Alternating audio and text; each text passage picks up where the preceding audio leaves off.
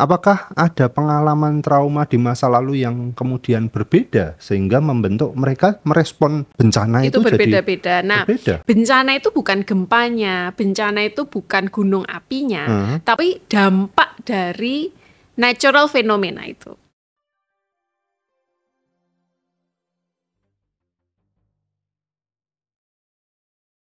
Halo kawan-kawan, selamat datang di kanal pengetahuan Fakultas Psikologi UGM bersama saya Edwin.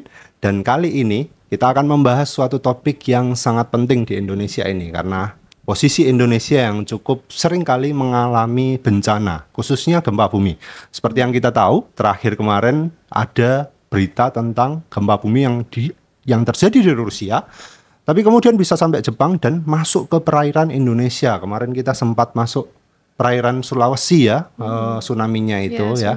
Sehingga bencana ini menjadi suatu topik yang pasti akan terus terjadi di Indonesia. Nah, yang paling terkena dampak bencana pastinya adalah manusia. Dan oleh karena itu, kali ini kita akan membahas suatu topik yaitu psikologi kebencanaan. Nah, di studio Fakultas Psikologi UGM kali ini kita kedatangan tamu yang spesial. Beliau adalah Wakil Dekan Fakultas Psikologi UGM, bidang penelitian, pengabdian masyarakat, dan kerjasama.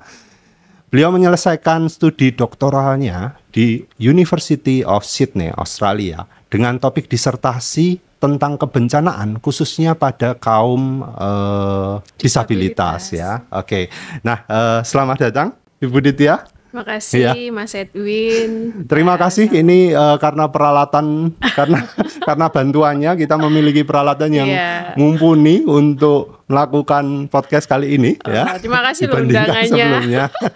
Ini saya jadi deg-degan loh ini jika biasanya ini apa namanya mendiskusikan kegiatan UPTB. Nah sekarang jadi tamu nih ya di kanal pengetahuan nih programnya UIPTB ini. Iya, nah kali ini kita akan membahas suatu topik itu ya Bu ya, kebencanaan. Dan kalau mendengar kata bencana ini sebetulnya apa sih respon manusia, reaksi psikologis manusia yang biasa muncul baik ketika mereka mengalami langsung situasinya atau hanya mendengar dari berita kayak kemarin berita di Rusia bencana gitu ya. Apa sih reaksinya? Ya, jadi secara umum memang bencana itu dianggap sebagai sebuah ancaman ya, Mas Edwin. Jadi bayangkan saja ketika misalnya kita mengalami sesuatu gitu ya, yang mengancam gitu, pasti reaksi psikologis pertama kita adalah takut.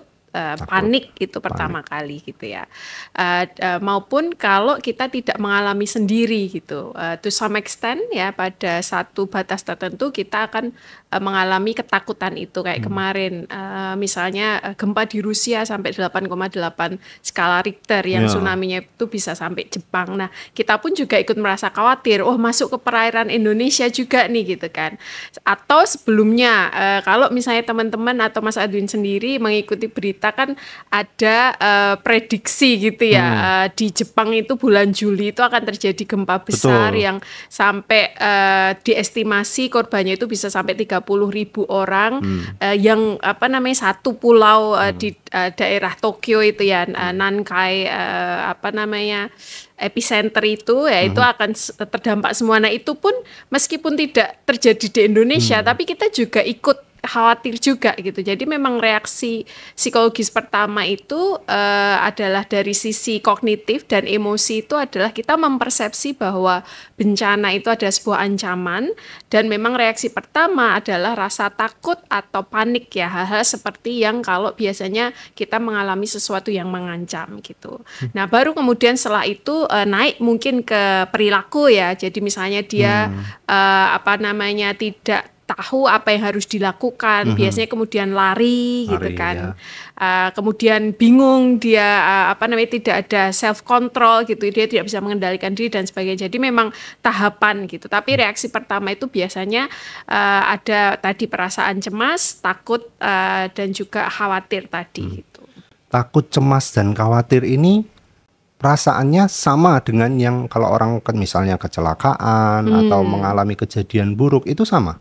rasanya? Ya, jadi mungkin kalau secara psikologis itu bencana itu bisa kita lihat dari aspek individu tapi juga sosial. Nah, bisa jadi kalau misalnya hal-hal yang mengancam lainnya atau misalnya kalau kita berbicara tentang hal-hal yang bisa mendatangkan trauma gitu ya, kepada trauma psikologis terhadap individu itu rata-rata itu di level individunya. Kayak misalnya tadi yang Mas Edwin sebutkan kecelakaan gitu ya, ataupun kejadian-kejadian lain yang dialami oleh individu gitu ya, yang bisa menimbulkan trauma. Nah, bedanya dengan bencana itu juga bisa merusak infrastruktur, merusak Properti lingkungan ya. kita gitu ya, secara fisik maupun secara sosial.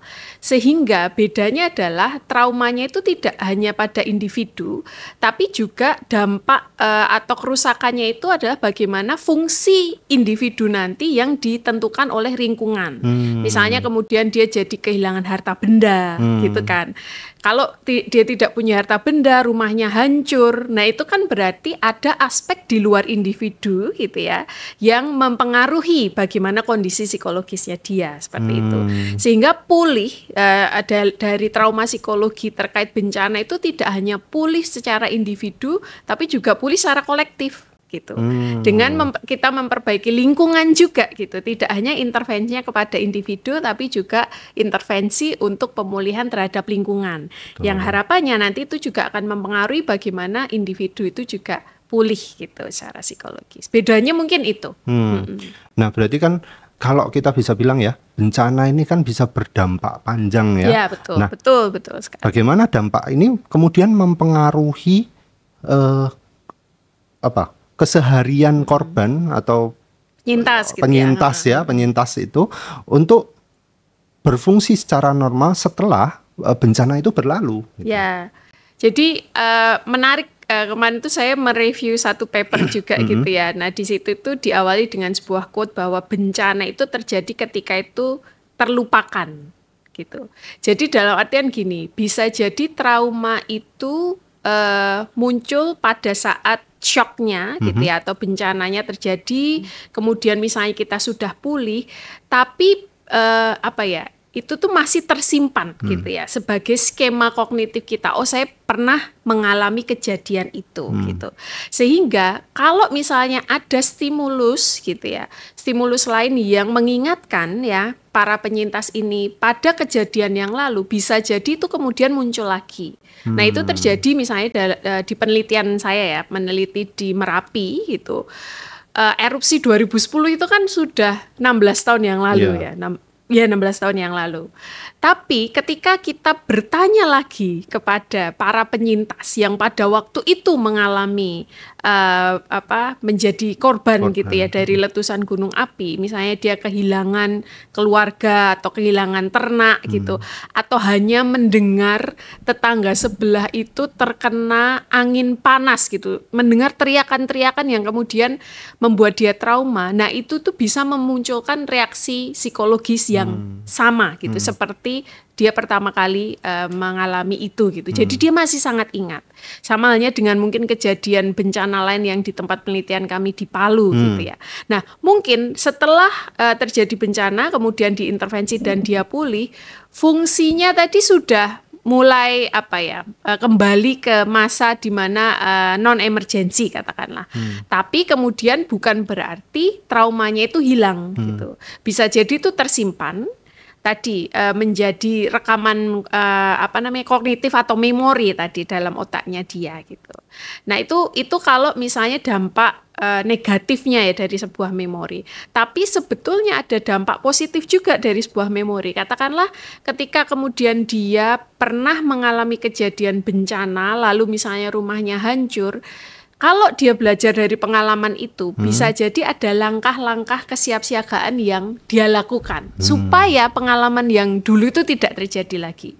Katakanlah kalau misalnya dulu dia terpisah dari keluarga, ya bisa jadi individu itu kemudian membuat rencana nih, oh nanti kalau ada gempa kita kumpulnya di mana gitu. Kalau kita itu masing-masing gitu ya punya aktivitas sendiri-sendiri gitu kan. Ayo kita kumpul jadi satu di satu titik misalnya. Nah, itu berarti kalau di riset atau di literatur itu pengalaman bencana yang lalu atau past disaster experience itu sebetulnya mempengaruhi juga kemampuan untuk dia siap siaga. Jadi sebetulnya ada duality ya kalau Mas Edwin tadi berbicara tentang fungsi, ada pengaruh negatif dari memori tadi dalam bentuk trauma yang masih tersimpan gitu ya. Atau tadi pengalaman itu malah justru bisa mendorong individu untuk lebih siap gitu dalam menghadapi bencana. Gitu. Seperti itu. Berarti kalau kita bicara trauma tadi ya, kan kalau orang yang sudah pernah mengalami biasanya siap tuh. Tapi kalau kita lihat biasanya ya, kalau ada di video-video gempa tuh ya, ada orang yang mungkin responnya masih tenang gitu ya. Tapi ada juga yang langsung down gitu. Nah, apakah ada pengalaman trauma di masa lalu yang kemudian berbeda sehingga membentuk mereka merespon bencana itu berbeda-beda. Nah, sebenarnya selain pengalaman, faktor lain yang pengaruh itu adalah knowledge, pengetahuan. Jadi kalau misalnya ya individu itu tidak tahu apa yang harus dilakukan, belum pernah ikut edukasi misalnya. Misalnya Indonesia dan Jepang ya kita bandingkan ya. Pendidikan bencana itu kalau di Jepang tuh sudah diajarkan dari TK sehingga mereka dari kecil tuh udah tahu gitu anak-anak itu, bahkan tidak hanya diajari tapi juga dilatihkan gitu. Jadi drills ya. Praktek simulasi di sekolah, kalau ada gempa itu seperti apa gitu, itu dilakukan secara reguler. Makanya itu nyambung ke quotes yang tadi, bencana itu justru akan terjadi ketika dia mulai dilupakan. Dilupakan itu dalam hal ini adalah knowledge-nya tadi gitu loh. Knowledge tentang bencana dan pengalaman tentang bencana. Karena kita mulai lupa apa yang harus kita lakukan ketika terjadi bencana. Kalau ada gempa, nah muncullah itu. Jadi kan sebetulnya bencana itu bukan gempanya, bencana itu bukan gunung apinya, tapi dampak dari natural fenomena itu. Jadi gempa, gunung api itu kan sebenarnya natural fenomena. Tapi akan terjadi bencana ketika itu bertemu dengan masyarakat yang rentan gitu. Rentan dalam hal ini mungkin dia tidak tahu apa yang harus dilakukan gitu ya. Mungkin bangunan-bangunan yang tidak kokoh itu kan sebuah kerentanan kan gitu. Jadi coba bayangkan kalau gempa 8,8 skala Richter itu terjadi di Jepang yang bangunannya itu sudah dirancang lebih tahan gempa gitu ya, atau aman gempa, dibandingkan dengan mungkin negara lain yang mungkin building codes gitu ya, atau pembangunan gedungnya itu tidak mempertimbangkan ancaman gempa. Jadi kan pasti bisa jadi kerusakan infrastrukturnya itu akan berbeda. Nah itulah sebetulnya bencana itu gitu. Bencana itu bukan gempanya, bencana itu bukan gunung apinya gitu atau angin kencangnya, tapi bencana itu terjadi ketika human system tadi yang rentan bertemu dengan natural fenomena gitu yang berpotensi merusak. Ini menarik nih teman-teman. Jadi bukan banjirnya, bukan gempanya itu bencana, tapi ketika dua hal tersebut atau berbagai macam kejadian alam itu bertemu dengan manusianya. Human system yang rentan. Yang rentan. Oke. Nah, kalau melihat nih sejauh ini, gimana kalau di Indonesia ini kesiapan masyarakatnya? Kalau kita lihat di Jepang kan kayak mereka cukup siap ya, pendidikan dari sekolah ya. Kalau di Indonesia bagaimana? Ya. Jadi sebetulnya Indonesia itu termasuk negara yang sistem penanggulangan bencananya itu sudah lebih maju ya dibandingkan negara-negara yang lain. Pertama kalau dari sisi kebijakan, kayaknya itu kita sudah punya kebijakan bencana yang cukup lengkap lah ya gitu. Itu dimulai dari sejarah kita terkena tsunami 2004 ya. Gempa dan tsunami di Aceh ya, Indian Ocean tsunami, earthquake and tsunami itu kemudian mendorong pemerintah ini untuk memikirkan langkah siap siaga. Kalau dulu bencana itu kita respon aja gitu loh, merespon tapi tidak mengantisipasi. Nah, sejak 2004 itu kita paradigmanya itu sudah paradigma bersiap gitu, bersiap. Sehingga dari dibuat undang-undang, dibentuk Badan Penanggulangan Bencana. Nah, itu dari 2008 BNPB itu kan. Sampai sekarang tuh sebetulnya sudah punya flagship program ya. Salah satunya namanya Desa Tangguh yang itu sudah menjangkau sampai ke level desa sebetulnya gitu. Nah, kalau misalnya kita bandingkan dengan negara seperti Jepang, tentunya Indonesia ini punya kekhasan yang berbeda gitu ya. Kita negara kepulauan dengan berbagai kompleksitas keterjangkauan ya. Contohnya Saya punya mahasiswa juga bimbingan S3 itu yang meneliti di Maluku Utara. Maluku Utara itu kan pulau ya itu ya, kepulauan yang kalau menjangkau satu pulau saja itu naik kapal bisa berjam-jam misalnya. Coba bayangkan kalau misalnya terjadi tadi misalnya gempa di wilayah itu atau gunung Gamalama meletus di situ, bantuan itu bisa datang 1 atau 2 hari setelahnya. Jadi karena sistem logistik yang seperti itu yang memang menjadi tantangan gitu ya, bagaimana Indonesia itu bisa menciptakan sistem penanggulangan bencana yang paling efektif untuk masyarakat. Nah, makanya kenapa kok sekarang itu kalau di Indonesia yang ditekankan adalah dari titik level terendah seperti desa gitu ya atau kampung gitu. Nah, itu sudah harus bisa diajarkan setidaknya pengetahuan tentang bencana gitu dan dikuatkan dengan infrastrukturnya gitu. Jadi sebetulnya sampai di level terendah dan itu lintas provinsi itu sudah ada itu Mas Edwin program kebencanaan. Hanya seberapa rutin tadi itu dilatihkan supaya tadi tidak lupa gitu ya, tidak lupa gitu. Karena memang kemudian itu yang namanya proses pembiasaan dan menciptakan budaya itu yang memang perlu dibangun secara rutin gitu. Yang mungkin memang agak berbeda gitu ya dengan masyarakat contohnya di Jepang yang mungkin lebih homogen ya. Kalau kita kan lebih diverse gitu ya masyarakatnya. Lebih luas juga ya. Ya, dan termasuk local indigenous knowledge terkait dengan menghadapi bencana itu juga mungkin menjadi tantangan tersendiri ya. Kalau misalnya tadi pengetahuan yang istilahnya saintifik itu kemudian berbeda dengan local dan indigenous knowledge itu kan. Nah, itu yang kemudian bagaimana sih kita meyakinkan masyarakat. Nah, itu kan tantangan di Indonesia kan kayak gitu. Tantangannya gitu. Beda jadinya ya. Tantangannya seperti itu ya. Tapi alhamdulillah maksudnya dari upaya dan program-program sejauh pengetahuan saya, pemerintah memang sudah concern gitu ya terkait bencana. Ya sejauh ini ya, saya kurang tahu yang pemerintah sekarang. Jadi memang secara aturan sudah ada, programnya sudah ada, tapi memang tantangannya kita karena banyak ya Indonesia, kalau kita bicara Indonesia diverse, itu luas dan berbagai macam, bahkan di Pulau Jawa sendiri mungkin bisa beda-beda budayanya. Betul, bagaimana menanggapi bencana itu? Betul. Saya kasih contoh ya. Yang lokal dan indigenous knowledge tadi, 2010 kita masih mengenal Mbah Marijan ya, tidak salah ya. Nah, misalnya pemerintah sudah menginstruksikan mengungsi gitu, tapi ketika Mbah Marijan itu belum bilang mengungsi, gitu. Nah itu masyarakat itu juga mungkin belum akan mengungsi gitu. Makanya itu contoh tantangan kecil saja yang kita hadapi di satu konteks masyarakat di Merapi. Padahal kayak ceritanya Mbah Marijan itu, padahal sebetulnya beliau termasuk kalau bahasa anak sekarang ya key opinion leader gitu ya. Jadi key opinion leader ya. Orang yang diikuti, dan ketika orang yang diikuti itu ternyata punya pemikiran yang berbeda dengan program dari pemerintah, dari aturan yang ada, jadi atau dari sains ya. Nah, jadi bentrokan ya. Itu tantangan sih, tantangan. Makanya memang pendekatan untuk kebencanaan itu sebaiknya memang inklusif ya. Jadi kita itu juga melibatkan inklusif dan melibatkan masyarakat gitu. Karena memang ya tadi kita kan budayanya kolektif ya. Tidak bisa dari pemerintah menginstruksikan seperti ini lalu masyarakat nurut gitu. Terkadang ada orang-orang yang key opinion leader itu gitu ya. Seperti Mbah Marijan. Sama misalnya kemarin juga saya ngedit buku tuh ada di Mataram waktu COVID itu ada tokoh agama kayak Tuan Guru gitu. Itu juga menjadi orang-orang yang didengar gitu.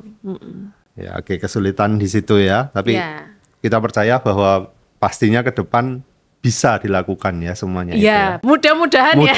Mudah-mudahan. Kadang kalau itu konsisten dan reguler dan melibatkan. Karena itu kan memang penting ya. Artinya kalau kita mau survive, kalau kita mau bertahan, kesiagaan terhadap bencana yang akan dilakukan itu menjadi penting. Kalau dari pendapat saya sebagai peneliti dan juga sebelumnya adalah praktisi, kita kan secara geografis dan geologis terpapar risiko ya bencana kayak kita berada di Ring of Fire yang tentunya banyak gunung api, kemudian kita berada di lempeng gempa gitu kan. Dan sekarang dengan meningkatnya risiko hydrometeorological disasters gitu dari climate change misalnya. Nah, bersiap Banjir itu gitu ya. sepertinya sebuah keniscayaan ya, harus dilakukan gitu. Kalau yang di kota-kota besar Sooner itu or sering later. kali banjir itu loh, Bu. Ya, betul, Kan betul, mereka betul. nggak, apa ya, saya menangkap mereka kayak nggak siap dan itu terjadi berulang kali Iya, gitu. iya. Nah, makanya tadi bencana itu jadi ketika itu sudah mulai dilupakan. Karena bisa jadi ada generasi baru, anak-anak muda sekarang coba ya. Apakah mereka tahu risiko bencana di Oh, wilayahnya? iya. Nah, itu memang harus kemudian sering diinformasikan gitu. Di Jogja katakanlah, banyak anak kos yang bukan dari Jogja. Apakah mereka tahu nih risiko bencana yang ada di Jogja misalnya gitu.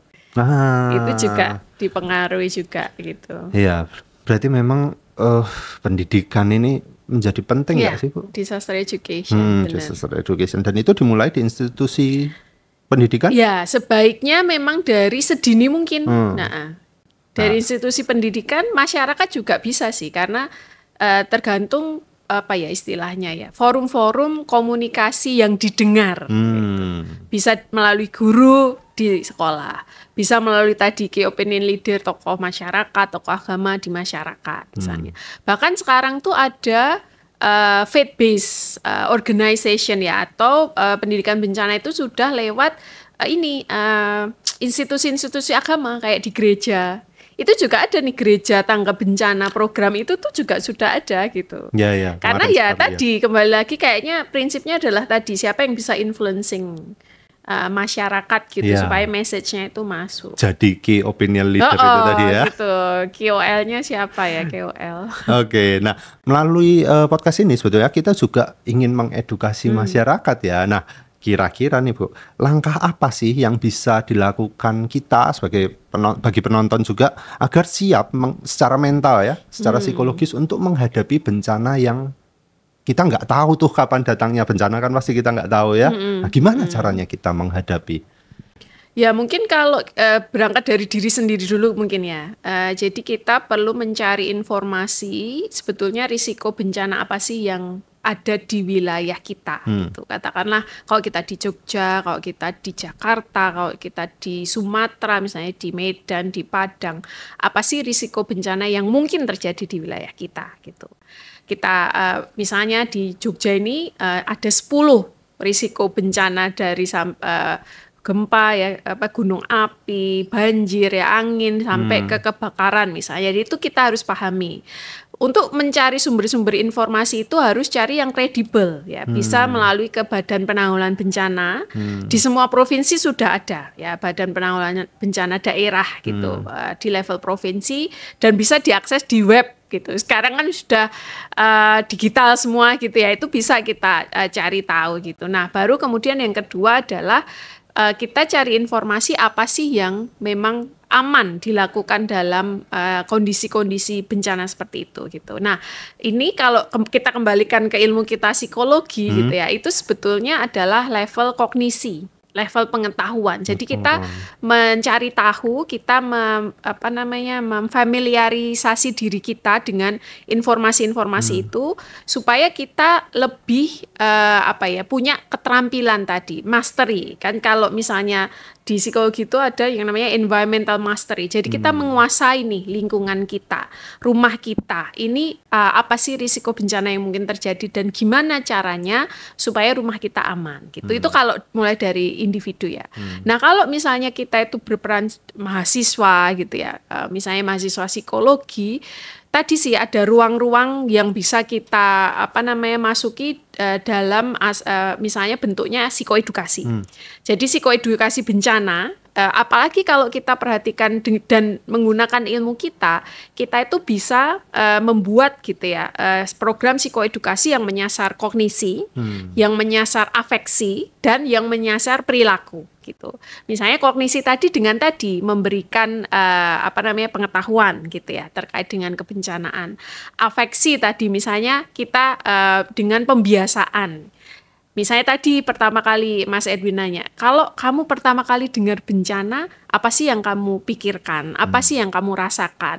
Kenapa? Nah, kalau dia masih merasa cemas, kita uraikan tuh kecemasannya itu kenapa gitu. Nah, misalnya kalau dia cemas karena saya punya orang tua, beliau-beliau ini tidak ada yang menjaga gitu. Nah, kemudian kita buat psikoedukasi yang ketiga nih yang menyasar behavior. Coba rencanakan rencana evakuasi untuk kedua orang tuamu yang sudah sepuh misalnya, yang sudah tua. Kalau kamu lagi nggak ada di rumah, kira-kira siapa yang bisa menolong kedua orang tuamu ini? Tetangga kah misalnya? Atau saudara kah gitu yang tinggal dekat dengan rumah? Nah, kalau kita sudah merencanakan itu kan berarti, kita itu punya namanya kalau di konsep psikologi juga adalah perceived security. Perceived security, jadi keamanan, persepsi terhadap keamanan untuk diri kita sendiri dan untuk orang-orang yang matters untuk kita. Nah, kalau itu udah kita rencanakan, lalu kita tanyakan lagi, kamu masih merasa cemas nggak? Atau level cemasmu berkurang nggak? Gitu. Nah, itu kan sebetulnya langkah-langkah yang kita sebagai mahasiswa psikologi gitu ya, atau orang dari psikologi itu bisa kita lakukan dan berkontribusi untuk itu juga gitu. Sampai ke perilaku tadi, merencanakan, mempraktekkan. Nah, itu sebetulnya bisa menjadi kontribusi lah ya keilmuan kita untuk tadi meningkatkan kesiapsiagaan bencana di masyarakat.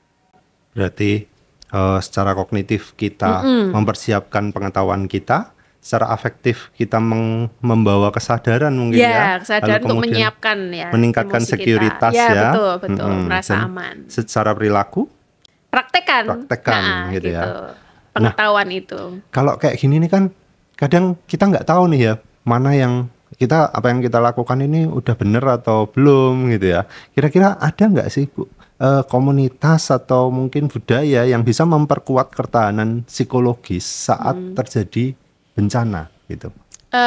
Sebetulnya kalau komunitas tuh katakanlah misalnya tadi yang saya sampaikan ya, di program-program hampir harapannya ya semua desa Yogyakarta ini sebetulnya termasuk yang bagus, yang saya yakin di masing-masing desa itu ada namanya tim penanggulangan bencana. Jadi kan kalau governance ya, atau yang namanya manajemen bencana itu dari tingkat pusat, pemerintah pusat, daerah, provinsi, kabupaten sampai ke desa itu ada yang namanya tim penanggulangan bencana atau forum pengurangan risiko bencana. Jadi sebetulnya kalau misalnya kita ingin bertanya, bisa kontak tim ini atau forum ini gitu. Ini yang sudah saya lakukan sudah betul atau tidak sih gitu. Dan rata-rata itu mereka relawan ya, termasuk relawan bencana yang kemudian merespon. Selain itu ada PMI. Nah, itu juga PMI itu pasti gitu ya. Ketika terjadi bencana itu mereka salah satu aktor kunci gitu ya, khususnya untuk memberikan layanan medis ya, layanan psikososial itu juga PMI juga bisa. Di situ gitu. Di Fakultas Psikologi sendiri juga ada loh komunitasnya. Mas Edwin tahu nggak? Namanya? Repsi Gama. Oh iya, mereka sering kali relawan psikologi ketika terjadi bencana itu. Dari Fakultas Psikologi UGM. Itu juga. Jadi kalau teman-teman yang dengar podcast ini nih atau nonton podcast ini mahasiswa, nah silahkan nih bisa main-main ke Repsi Gama juga nih. Kalau mahasiswa non UGM juga bisa mungkin bisa bikin di komunitasnya sendiri ya. Di UGM juga ada untuk kayak UKM ya, unit kegiatan mahasiswa. UKM atau teman-teman yang dari universitas lain kalau belum ada justru mungkin bisa menjadi relawan ya, membentuk suatu komunitas yang bisa berfungsi saat terjadi bencana ini. Karena penting ya, karena gini, mahasiswa itu posisinya menurut saya rentan dalam artian gini, terutama mahasiswa yang perantau. Betul. Jadi dia kan kesini, Jogja ini bukan tempat tinggal aslinya dia gitu, bukan hometownnya dia. Dia di sini sendiri, tidak familiar dengan Jogja, tadi yang saya bilang risiko bencananya apa aja, dan dia nggak punya social network.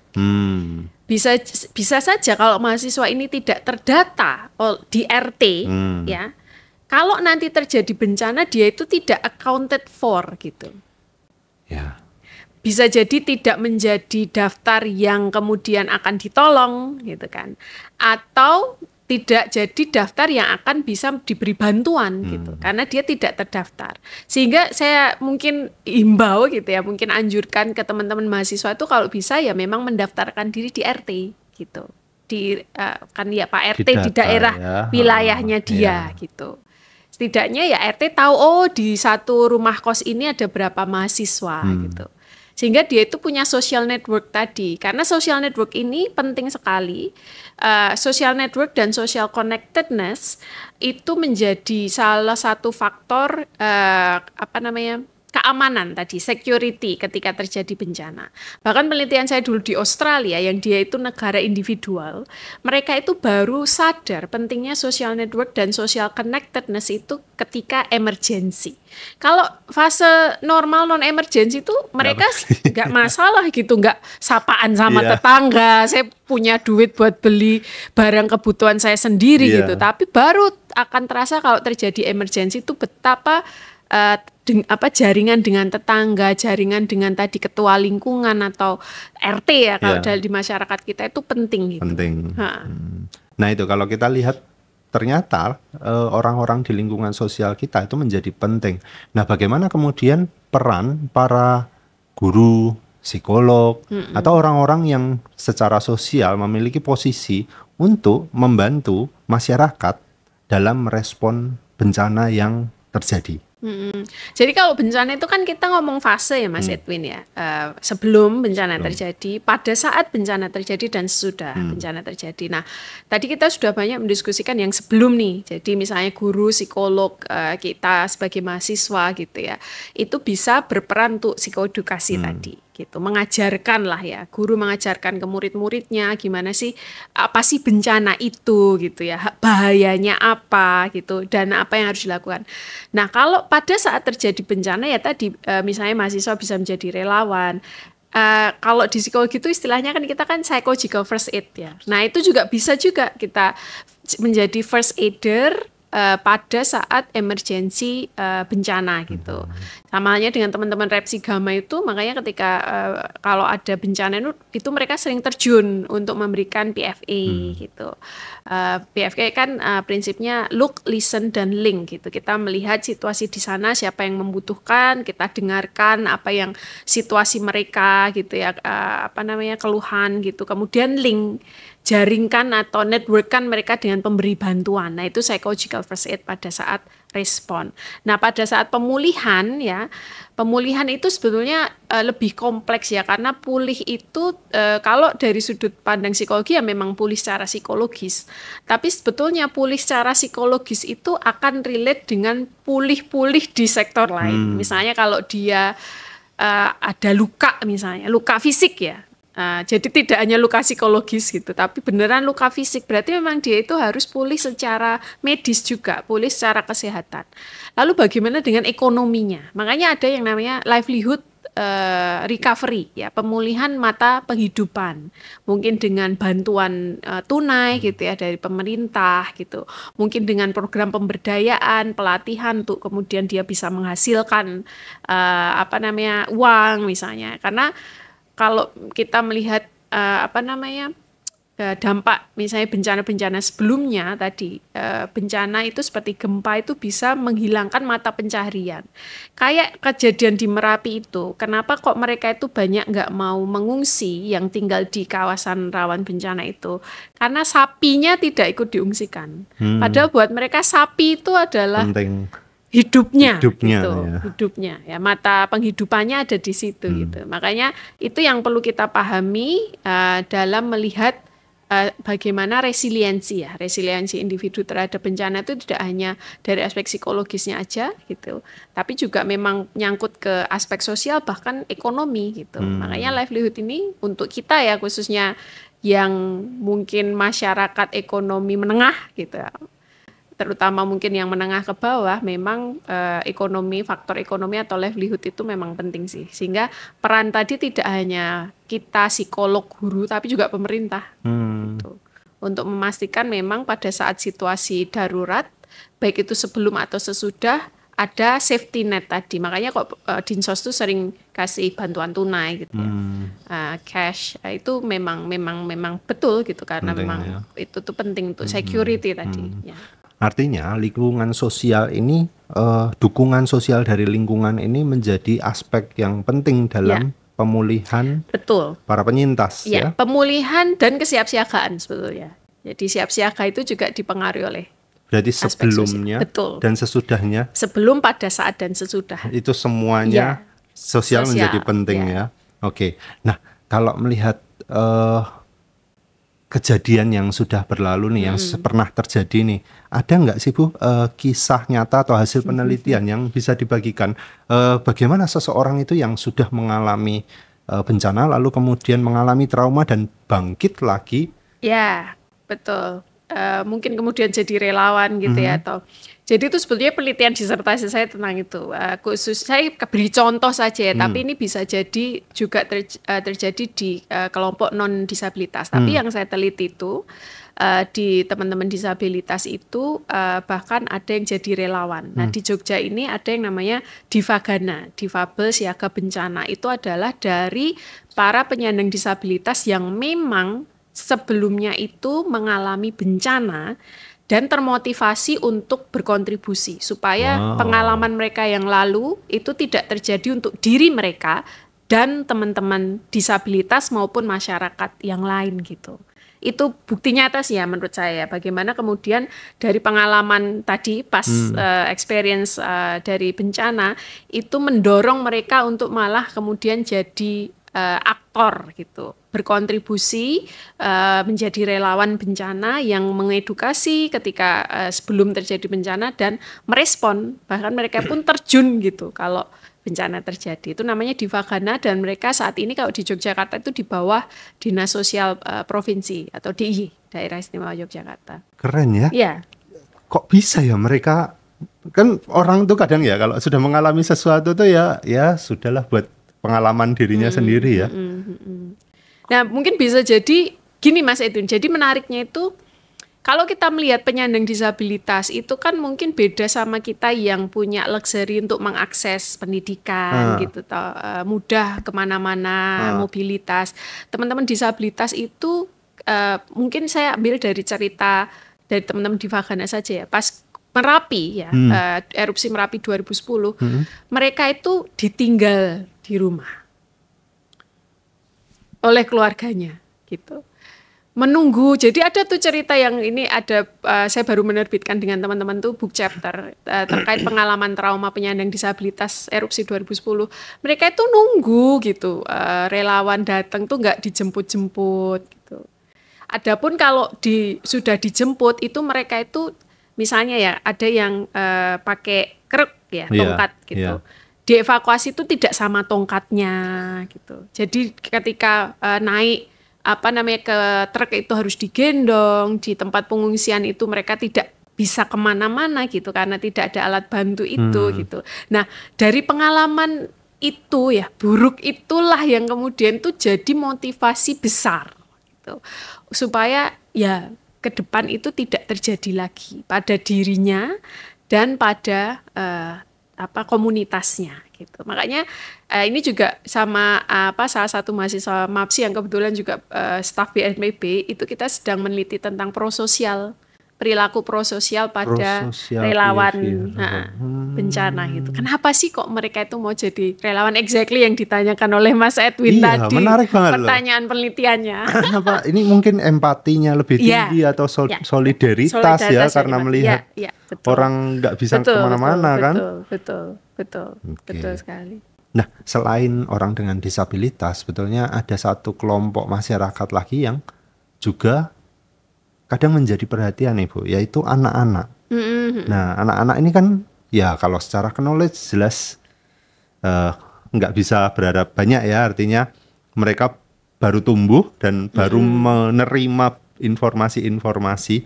Nah, apa sih yang sebaiknya diajarkan sejak dini pada anak-anak ini untuk mempersiapkan mereka secara psikologis saat bencana ini datang?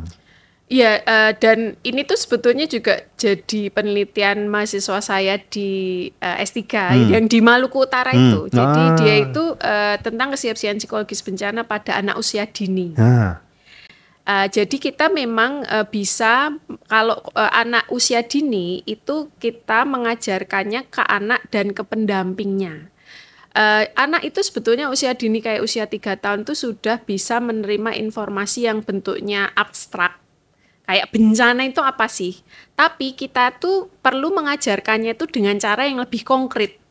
Misalnya dengan melalui video atau melalui demonstrasi misalnya. Nah, itu kan lebih konkret untuk mengajarkan suatu hal yang abstrak gitu, kayak bencana dan langsung dilakukan. Jadi meskipun masih kecil sebetulnya mereka itu sudah bisa diajarkan. Nah, dan justru window-nya itu kalau bisa itu malah memang sedini mungkin karena tadi membentuk habit dan budaya gitu. Kenapa kok kita misalnya kalau ada gempa itu tidak langsung sembunyi di bawah meja? Padahal secara sains itu kan melindungi diri, ya tidak harus meja sih, tapi mana saja yang bisa melindungi kita gitu. Karena kan kita dari kecil tidak diajari itu, Mas Edwin gitu loh. Jadi reaksi respon pertama kita secara kognitif itu bukan itu. Skema kognitif kita itu bukan itu. Nah, justru kalau kita ajarkan dari kecil, kita bisa membentuk tadi skema kognitifnya mereka. Kalau ada gempa, kita cari tempat pelindungan. Boleh bawah meja, boleh di ambil tas kemudian ditutup kepalanya gitu. Biar itu kemudian jadi perilakunya dia gitu. Kebiasaan, habit. Betul, habit dan perilaku dari skema kognitif kemudian muncul menjadi perilaku. Justru di situ sih poinnya. Nah, tapi jangan lupa mengajarkan lingkungannya juga gitu. Karena tadi lingkungan bisa mendampingi anak. Kalau dalam aspek bencana, anak ini mungkin belum bisa evakuasi mandiri. Jadi memang itu yang masih perlu dibantu. Meskipun dia bisa diajari, tapi bisa jadi ketika melakukan dia perlu bantuan. Makanya dilatihkan ke guru atau dilatihkan ke orang tua atau carer gitu ya, caregiver mereka gitu. Kalau di Indonesia sendiri kayak gitu tuh masuk nggak sih Bu ke kurikulum? kegiatan? Belum ya. Belum. Jadi memang masih jadi ekstrakurikuler. Tapi memang gini, kalau itu masuk ke kurikulum itu yang memang akan jadi kompleks sih. Karena kan kalau kurikulum itu kan berarti kita anggap itu sebagai mata pelajaran, kita belajar sainsnya gitu. Which is boleh, tetapi sebetulnya yang utama itu justru practical skill-nya gitu. Kayak mengajarkan apa sih yang harus kita lakukan. Kurikulum mungkin lebih cocok di level yang agak dewasa gitu ya. Misalnya masuk ke pelajaran geografi di SMA katakanlah ya, atau di SMP itu cocok ya. Tapi kalau di SD itu akan tahu kompleks. Kalau SD ajarkan dulu yang practical skill aja at least gitu. Dan ini masuk ekstrakurikuler nggak apa-apa gitu. Tapi kalau kita mau belajar bencana secara sains, nah itu lebih kompleks lagi sih. Ya, tidak hanya sebatas tadi berlindung di bawah meja aja gitu. Tapi kalau belajar gempa ya berarti dari tektonik plate lah apalah gitu. Kalau belajar gunung api ya sekompleks itu. Berarti masih tambahan aja ya? Ya masih tambahan sifatnya. Karena kalau di kurikulum malah bisa jadi itu akan formal dan diujikan tadi kompleks dan malah ini. Iya. Berarti itu kalau kayak gitu berarti tergantung instansi atau institusi pendidikannya dong Bu? Ya, kalau ekstrakurikuler sebetulnya bisa dimasukkan ke muatan lokal. Kan muatan lokal kan pasti ada gitu. Hanya muatan lokalnya apa itu yang kemudian pemerintah yang bisa menghimbau gitu. Oh, muatan lokal di Jogja ini masukkan mungkin misalnya pendidikan bencana gitu. Atau moral atau sekarang malah bahasa Inggris. Nah, itu tergantung sih. Kalau muatan lokal itu memang tergantung kebijakan. Ibu tahu nggak ada pemerintah yang daerah gitu yang memasukkan ini, karena ya itu Indonesia kalah jauh kesiapannya kalau kita bisa bilang dibandingkan yang lain, walaupun mungkin lebih baik ya. Bisa jadi Jogja ya, cuma saya kurang yakin. Tapi bisa jadi Jogja karena Jogja itu sudah punya peraturan daerah untuk penanggulangan bencana. Bisa jadi Yogyakarta sudah ada. Oke, baik. Nah, kita sudah sampai di penghujung pembicaraan sekali kita. Ya, sangat menarik sebetulnya. Tapi memang ini kemudian semuanya mulai dari para pemangku kepentingan itu ya. Betul. Jadi kita nggak bisa kalau terus ya salah satu yang bisa kita lakukan dengan edukasi seperti ini akhirnya gitu. Tapi bagaimana itu menjadi bagian dari suatu sistem itu dan kan bisa perlu membudayakan itu memang kemudian perlu ada dukungan kebijakan dan pemerintah. Kebijakan itu. Nah, kalau gitu terakhir Bu, kalau bisa beri satu pesan singkat kepada seluruh para penyintas bencana di luar sana, kalau ada kata-kata apa yang bisa disampaikan sebagai seorang peneliti di bidang kebencanaan ini Bu? Ya, mungkin saya juga berbasis penelitian ya tadi. Kalau penyintas kan berarti pernah mengalami bencana. Mungkin dari pengalaman bencana itu kita refleksikan sih ya, refleksikan what went wrong ya dari proses itu, dan kita belajar dari situ. Justru kita gunakan pengalaman bencana itu sebagai sebuah motivasi. Tadi seperti contoh teman-teman di Vagana, motivasi untuk mungkin berkontribusi atau motivasi untuk bersiap gitu. Karena ya saya hampir yakin sih ya, meskipun saya bukan peneliti, maksudnya sainsnya tentang bencana, tapi lebih ke psikologisnya. Tapi sebetulnya secara sains itu memang bencana itu istilahnya ke depan potensi terjadi bencana itu risikonya itu ada di Indonesia dan kita tidak bisa menghindari gitu ya, khususnya untuk fenomena-fenomena alam yang memang tidak bisa dicegah seperti gempa atau gunung api gitu. Sehingga bencana kemungkinan besar akan terjadi di wilayah kita. Gunakanlah pengalaman bencana yang sudah pernah dialami itu menjadi sebuah kekuatan untuk belajar ya, pengetahuan yang mendapatkan informasi, kekuatan untuk mempraktekkan tadi ya, berarti merencanakan evakuasi gitu. Kalau anak kos sekarang coba, kalau terjadi gempa saya mau kontak siapa nih, atau kalau terjadi gempa saya evakuasi kemana gitu. Nah, rencanakan itu gitu ya, dan praktekkan untuk diri sendiri maupun praktekkan untuk orang sekitar kita gitu, supaya kita secara kolektif gitu ya bisa bersiap secara bersama-sama dan merespon bencana ini juga secara bersama-sama. Mungkin itu yang terakhir dari saya, Mas Edwin. Terima kasih. Baik, Ibu Ditya, terima kasih atas kedatangannya di studio ini. Begitu teman-teman pembicaraan kita pada hari ini, pada kali ini, pada kesempatan ini. Kalau video ini bermanfaat bagi Anda, bagikan video ini ke teman-teman Anda, ke keluarga Anda, karena ini menjadi edukasi yang bagus buat kesiapan kita di Indonesia menghadapi bencana-bencana di masa depan. Oke?